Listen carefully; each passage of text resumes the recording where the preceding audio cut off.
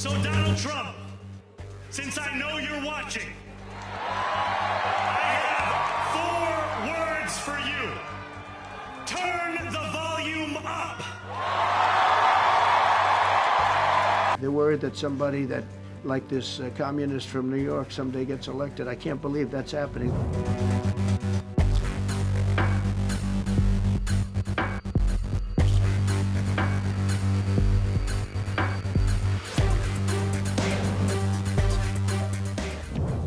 In a political moment already defined by sharp contrasts and escalating ideological battles, the impending Oval Office meeting between President Donald Trump and New York City's newly elected mayor, Zohran Mamdani, has captured national attention. On its surface, it is a routine consultation between federal and municipal leaders. In reality, it has become a stage for one of the most striking political confrontations in recent American memory. A former real estate mogul turned nationalist president sitting across from a democratic socialist mayor whose rise reflects a generational shift in urban politics. Trump, now in his second non-consecutive term, returned to the White House with a renewed mandate to pursue deregulation, heightened border controls, and an aggressive America First economic agenda. My pledge to every family and every small business is that I will not rest until you are richer, stronger, more successful, happier, till you've gotten a piece of the American dream. His administration has taken a combative posture toward progressive leaders across the country, arguing that expanding social programs and local sanctuary policies undermine national sovereignty and drive economic instability. Will you meet with Prime Minister Carney during this trip? I don't have any intention of it, no. Terrible things are happening in South Africa. The leadership is doing some terrible things, horrible things. So, for Trump, such ideological disputes are not ancillary. They are foundational to his approach to governing. Mamdani, meanwhile, represents almost the opposite pole of the American political spectrum. The Queens-born son of Ugandan Indian immigrants has, in a short time, become the face of a rising progressive movement that challenges the assumptions of neoliberal governance.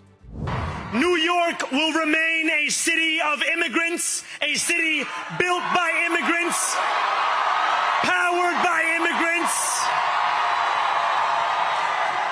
and as of tonight, led by an immigrant. His mayoral platform, city-run grocery stores to counter food deserts, expansive rent regulation, increased protections for undocumented immigrants, and universal childcare has redefined the contours of what is politically possible in New York. This is an opportunity to make the case for New Yorkers. And it's a case that reflects what New Yorkers are having to live through at this time.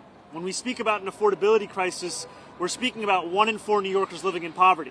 1 in 5 struggling to afford $2.90 to ride the bus. New Yorkers for whom the daily acts of life are becoming increasingly harder to afford.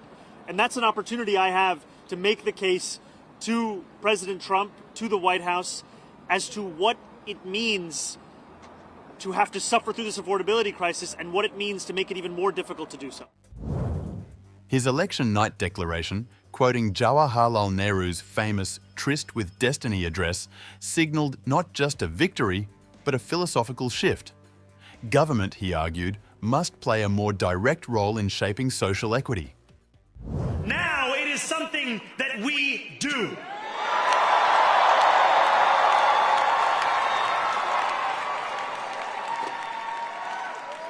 Standing before you, I think of the words of Jawaharlal Nehru. A moment comes but rarely in history when we step out from the old to the new, when an age ends and when the soul of a nation long suppressed finds utterance. Tonight we have stepped out from the old into the new. The two men's approaches are not merely different, they are adversarial. Trump has publicly dismissed Mamdani as another socialist experiment gone wrong, and his advisors have suggested that federal funding for New York, Billions in transportation, security and housing allocations may be reconsidered if the city refuses to cooperate with federal immigration enforcement. Zohran Mandani, you said that, you called him a communist. You said that if he won, you would take drastic action against New York City. What kind of actions are you looking at, and will the ICE deportations continue? Well, I think you have to look. If he is a communist, there's not going to be a lot of activity. So you wouldn't need bridges and tunnels and all the different things that were being planned for New York, I think. And look, I hope New York does well. That's all I can say. I love New York. I grew up in New York. I did well in New York, always did well. And I hope New York does well. That's all. Mamdani, for his part, has framed his position as a defense of local autonomy, arguing that cities must have the right to protect and serve all residents, not just those who fit within a federal political framework. This clash is hardly unprecedented in American political history, but few past confrontations have carried such clear ideological stakes. Ronald Reagan's disputes with urban mayors in the 1980s over budget cuts, or Barack Obama's battles with conservative governors over healthcare and immigration policy, echo through today's moment. Yet Trump's relationship with Mamdani differs in one critical respect. He is dealing not with a seasoned establishment figure, but with a mayor whose electoral mandate was built on rejecting the very economic and political rules Trump aims to reinforce. The meeting comes at a time when the gap between federal and urban politics is widening. Cities like New York, Los Angeles, Chicago and Seattle have increasingly embraced progressive socio-economic policies, while federal politics, especially during Trump's tenure, have tilted toward nationalism, security concerns and market deregulation.